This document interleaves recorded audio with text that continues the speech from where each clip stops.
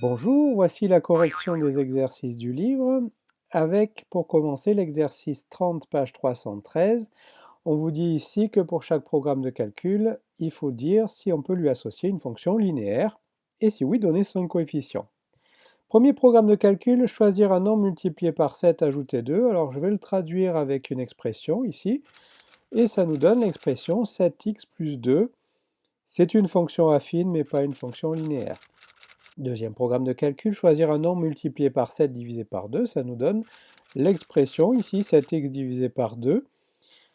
Pour savoir si c'est une fonction linéaire, on va un tout petit peu la transformer parce que 7 divisé par 2, ça donne 3,5 et donc on peut écrire 3,5x, c'est bien une fonction linéaire, son coefficient 3,5. Troisième programme de calcul, choisir un nombre, ajouter 4, donc c'est l'expression x plus 4, c'est une fonction affine, mais pas linéaire. Et quatrième programme de calcul, choisir un nombre, prendre sa moitié, que l'on peut traduire par x divisé par 2, que l'on peut transformer là aussi en 0,5x. Et donc c'est bien une fonction linéaire de coefficient 0,5. Exercice numéro 35. F est la fonction linéaire telle que f de 3 égale 5, déterminer l'expression de f de x. On l'a déjà fait dans la leçon.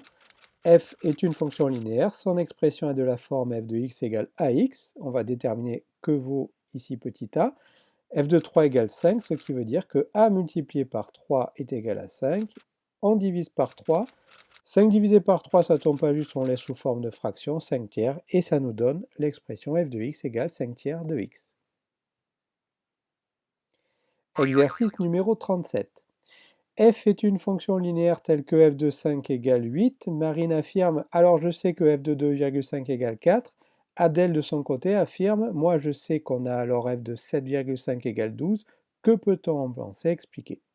Alors la première méthode, c'est de faire comme on vient de faire, c'est-à-dire f est une fonction linéaire et de la forme f de x égale à x. Comme f de 5 égale 8, on va avoir a multiplié par 5 qui est égal à 8. Si on divise par 5, on va trouver le coefficient ici, 8 divisé par 5, 1,6. Et donc f de x égale 1,6x. Il ne nous reste plus qu'à vérifier les deux affirmations en calculant f de 2,5, c'est 1,6 fois 2,5, ça nous donne bien 4. Et f de 7,5, 1,6 fois 7,5, ça nous donne bien 12.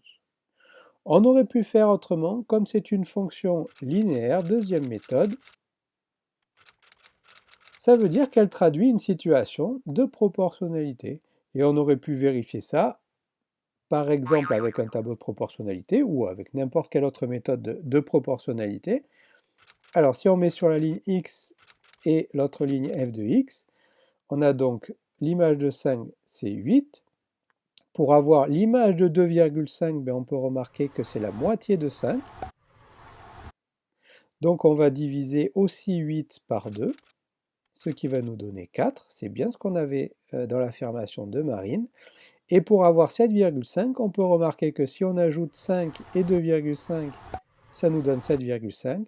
Donc on va ajouter 8 et 4, qui nous donne bien 12. Et c'était bien la même affirmation qu'Abdel. Donc Marine et Abdel ont bien raison. Exercice numéro 21. Parmi les fonctions ci-dessous, trouvez celle qui est représentée par le schéma ci-dessus. Le nombre de départ, c'est x. On le multiplie par 3, puis on ajoute 4. C'est la fonction ici qui a x associe 3x plus 4. Calculer l'image de moins 1. F de 2 moins 1 est égal donc à 3 fois moins 1 plus 4, ce qui nous donne 1. Exercice numéro 22. Pour chaque programme de calcul, donnez l'expression du nombre obtenu lorsqu'on choisit le nombre x, c'est-à-dire si on prend x au départ, quelle est la formule en fonction de x du programme de calcul. Premier programme, choisir un nombre multiplié par 7 et soustraire 2, ça nous donne donc la formule 7x moins 2. On peut remarquer que c'est une fonction affine, ce qui nous permet de répondre directement à la question petit b.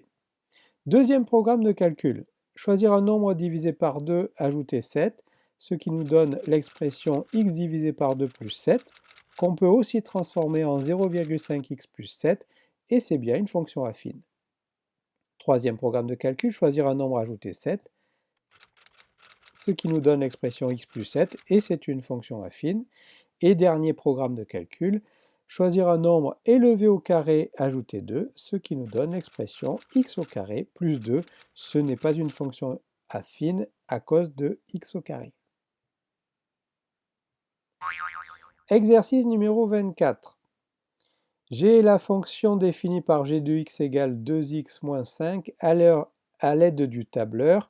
Chèque a obtenu la feuille de calcul ci-dessous. Quelle formule chèque a-t-il saisi dans la cellule B2 avant de la recopier vers la droite?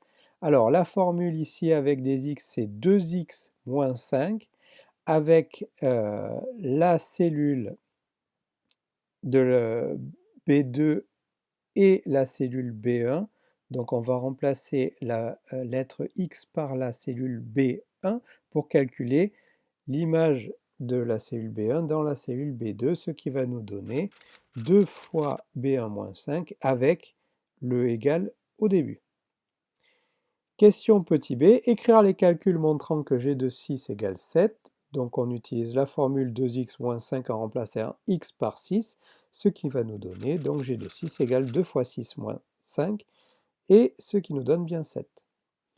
Écrire une phrase avec le mot antécédent pour traduire l'égalité g de 4 égale 3.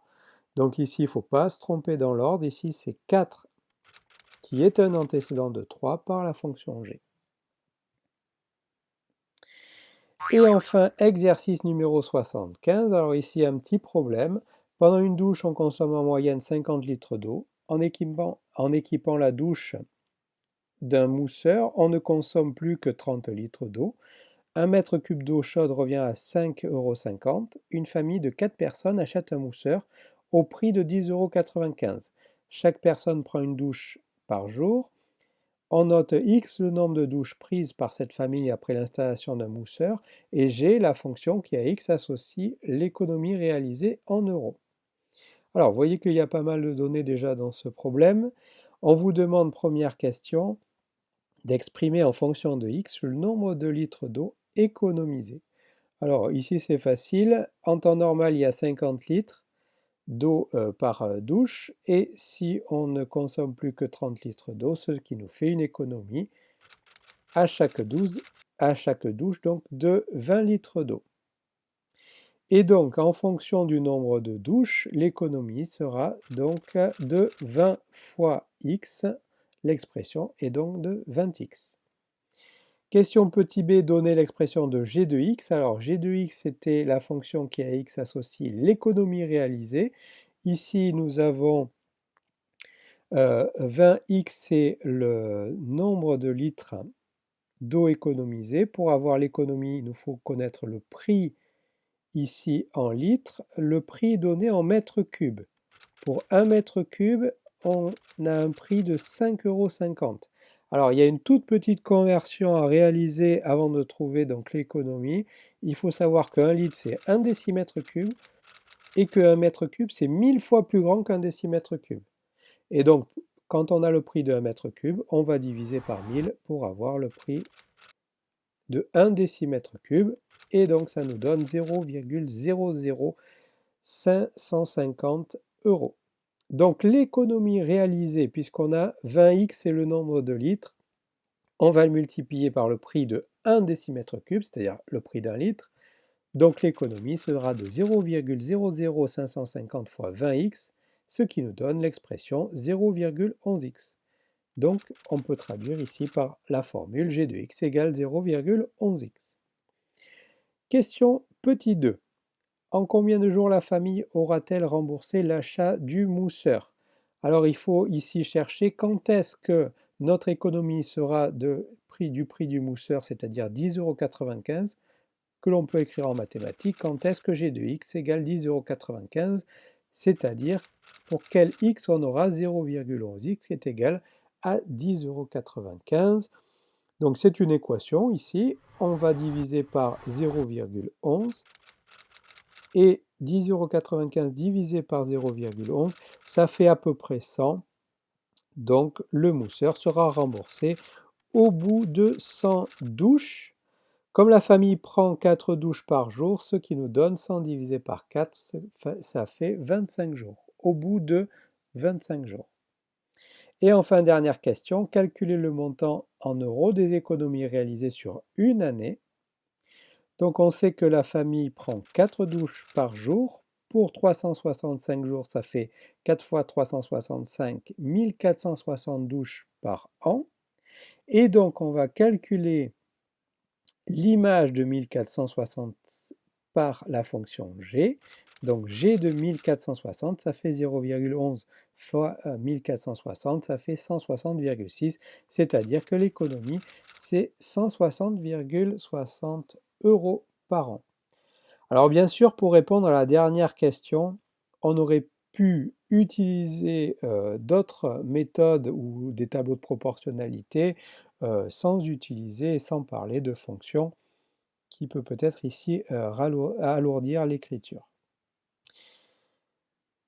Donc si vous avez trouvé ça à la fin en utilisant notre méthode, c'est probablement juste, hein.